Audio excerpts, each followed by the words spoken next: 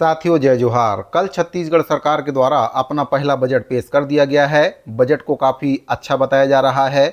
बतौर वित्त मंत्री ओपी चौधरी जी के द्वारा बजट पेश किया गया है। बजट में कई प्रकार की सौगात प्रदेशवासियों को, किसानों को, महिलाओं को, बेरोजगारों को दी गई है। लेकिन एक वर्ग ऐसा है जो इस बजट से खुश नहीं है।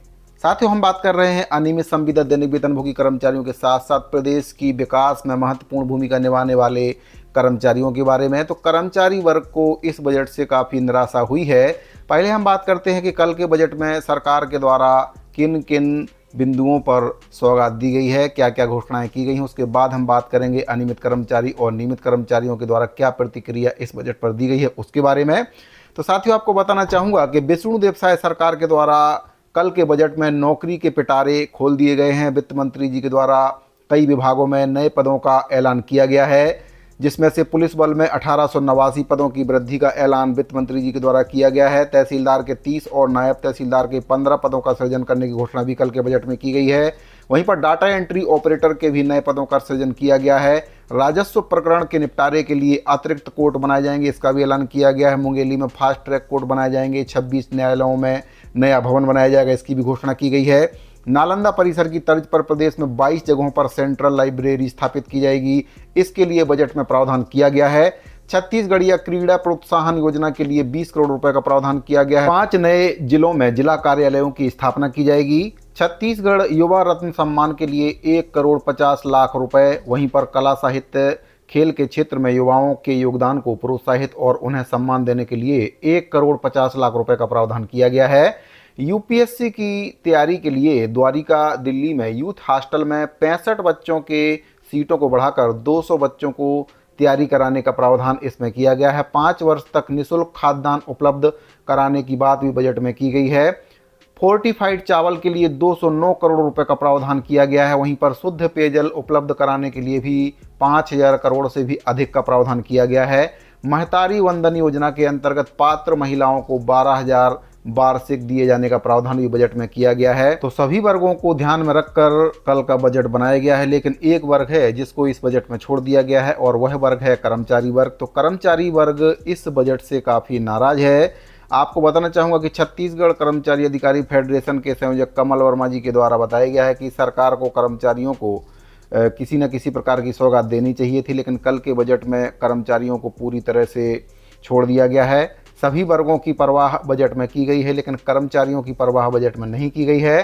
शासन के विकास में महत्वपूर्ण भूमिका निभाने वाले कर्मचारियों और अधिकारियों की जो परवाह है बजट में नहीं की गई है और उनके द्वारा बताया गया कि सत्ता जरूर बदली है, लेकिन कर्मचारियों के साथ जो भेदभाव है वह सरकार का नहीं बदला है। काफ़ी लंबे समय से कर्मचारी इस बात की मांग कर रहे थे कि कर्मचारियों का जो 4% केंद्र के समान डीए और डीआर है उसका लाभ दिया जाए, लेकिन इस बजट में भी इसके लिए कोई भी प्रावधान नहीं किया गया, जिससे कर्मचारी वर्ग काफ़ी निराश हुए हैं। वहीं पर जो सेवानिवृत्त कर्मचारी हैं उनको भी इस बजट से निराशा हाथ लगी है।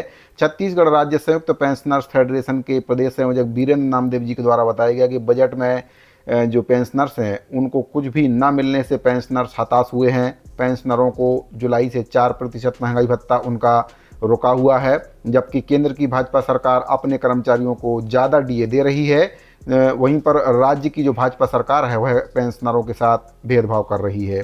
बात करें संविदा कर्मचारियों की, तो संविदा कर्मचारियों को भी इस बजट से काफ़ी निराशा हाथ लगी है। छत्तीसगढ़ सर्व विभागीय संविदा कर्मचारी महासंघ के प्रदेश अध्यक्ष कौशलेश तिवारी जी के द्वारा बताया गया है कि भाजपा ने सत्ता में आने से पहले वादा किया था कि अगर छत्तीसगढ़ में भाजपा की सरकार बनती है तो 100 दिनों में कमेटी बनाकर अनियमित संविदा दैनिक वेतनभोगी कर्मचारियों का नियमितीकरण किया जाएगा, लेकिन वादा अधूरा है। बजट में कर्मचारियों के लिए कुछ भी नहीं किया गया है और जो कर्मचारी हैं, संविदा कर्मचारी जिनकी संख्या लगभग 45,000 है, वे और उनके परिजन इस बजट से काफ़ी निराश हुए हैं और उनके अंदर इस बजट को लेकर काफ़ी नाराज़गी है। बात करें अगर हम शिक्षकों की, तो शिक्षकों के संबंध में इस बजट में काफ़ी प्रश्न भी लगाए गए हैं उनकी वेतन विसंगति को लेकर, और कई प्रकार की जो समस्याएं शिक्षकों को हैं उसके संबंध में बजट सत्र में प्रश्न भी लगाए गए हैं। लेकिन इस बजट से शिक्षकों को भी काफ़ी नाराज़गी उनके मन में चल रही है, क्योंकि इस बजट में उनके लिए भी किसी प्रकार का कोई प्रावधान नहीं किया गया है। छत्तीसगढ़ शालेय शिक्षक संघ के प्रदेश अध्यक्ष बीरेंद्र दुबे जी के द्वारा बताया गया कि प्रदेश के विकास में काफ़ी महत्वपूर्ण भूमिका निभाने वाले शासकीय कर्मचारियों का ध्यान इस बजट में नहीं रखा गया है, जबकि उनका ध्यान रखा जाना चाहिए था। कर्मचारियों को काफ़ी उम्मीद थी। उनके द्वारा बताया गया कि जो ओपी चौधरी जी हैं वे भी खुद एक आईएएस अफसर रह चुके हैं और वे कर्मचारियों की पीड़ा को अच्छे से समझेंगे, ऐसा उनके द्वारा उम्मीद की जा रही थी। लेकिन इस बजट से कर्मचारियों को निराशा हाथ लगी है। अगर बात करें अनियमित कर्मचारियों की, तो अनियमित कर्मचारियों में कई प्रकार के कर्मचारी आते हैं, जिसमें रसोईया कर्मचारी, अंशकालीन कर्मचारी, मानदेय, जॉब दर, ठेका, प्लेसमेंट, सभी प्रकार के कर्मचारी अनियमित के तौर पर कार्य कर रहे हैं। तो छत्तीसगढ़ प्रगतिशील अनियमित कर्मचारी फेडरेशन के जो प्रदेश अध्यक्ष हैं गोपाल प्रसाद साहू जी के द्वारा भी इस बजट को लेकर काफ़ी नाराज़गी जाहिर की गई है। उनके द्वारा कहा गया है कि कर्मचारी अपने आप को ठगा हुआ महसूस कर रहे हैं, जबकि नई सरकार के बजट में अनियमित कर्मचारियों के नियमितीकरण के लिए कोई भी प्रावधान नहीं किया गया, जबकि प्रावधान किया जाना चाहिए था। इसके साथ ही जो कर्मचारी हटाए गए हैं उनकी बहाली, कम वेतन पर काम करने वाले कर्मचारियों को न्यूनतम वेतन और अंशकालीन कर्मचारियों को पूर्णकालीन करने की उम्मीद इस बजट में की जा रही थी, लेकिन एक भी वादा कर्मचारियों से किया हुआ इस सरकार के द्वारा इस बजट में पूरा नहीं किया गया है। आपको बताना चाहेंगे कि रसोईया कर्मचारी संघ के द्वारा भी इस बजट को लेकर काफ़ी नाराज़गी जाहिर की गई है। छत्तीसगढ़ मध्याह्न भोजन रसोईया कर्मचारी संघ की प्रदेश अध्यक्ष नीलू ओंगरे जी के द्वारा कहा गया कि 87,000 रसोईया कर्मचारियों को सरकार बनने से पहले भाजपा के द्वारा वादा किया गया था कि अगर भाजपा की सरकार बनती है तो उनको 50% वेतन वृद्धि उनके वेतन में की जाएगी। उनको काफ़ी उम्मीद थी इस बजट से कि उनके वेतन में इस बजट में जरूर 50% की जो वेतन वृद्धि है भाजपा सरकार करेगी, क्योंकि इसका उल्लेख भाजपा के घोषणा पत्र में भी किया गया है, जो कि मोदी की गारंटी के नाम से घोषणा पत्र बनाया गया था। तो उनके द्वारा कहा गया है कि जो रसोईया कर्मचारी हैं उनके साथ किए गए वादे को सरकार ने बजट में पूरा नहीं किया गया है। मोदी की जो गारंटी है वह बेमानी साबित हुई है। तो साथियों, कर्मचारियों की जो मांगे हैं बजट में पूरी नहीं की गई हैं, चाहे वह अनियमित कर्मचारी हों, संविदा कर्मचारी हों, दैनिक वेतनभोगी कर्मचारी हों, नियमित कर्मचारी हों, रसोईया हों, चाहे अंशकालीन हों, चाहे जॉबदार हों, किसी भी कैटेगरी के कर्मचारियों की मांग इस बजट में पूरी नहीं की गई, जिससे कर्मचारी काफ़ी नाराज़ सरकार से दिख रहे हैं।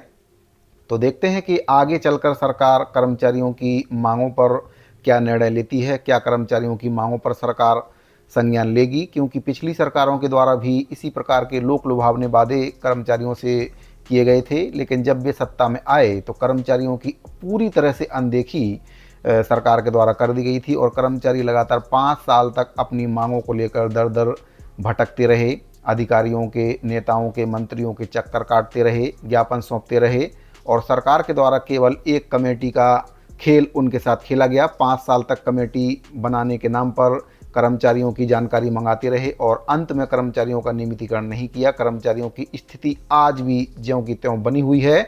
आपको बताना चाहूँगा कि इलेक्शन से पहले ओपी चौधरी जी, जो कि वर्तमान में वित्त मंत्री हैं, इनके द्वारा एक वीडियो भी जारी किया गया था कि अगर छत्तीसगढ़ में डबल इंजन की सरकार बनती है तो प्रदेश के जो कर्मचारी हैं, अनियमित, संविदा और दैनिक वेतनभोगी कर्मचारी, उनको छत्तीसगढ़ के जो कर्मचारी हैं उनको मध्य प्रदेश और हरियाणा की तर्ज पर उनका नियमितीकरण का जो रास्ता है प्रशस्त किया जाएगा, लेकिन अभी तक ऐसा कुछ भी नहीं हुआ है। तो साथियों, अगर आपको जानकारी अच्छी लगी हो तो वीडियो को लाइक कर दीजिए। मिलते हैं अगली वीडियो में। जय छत्तीसगढ़।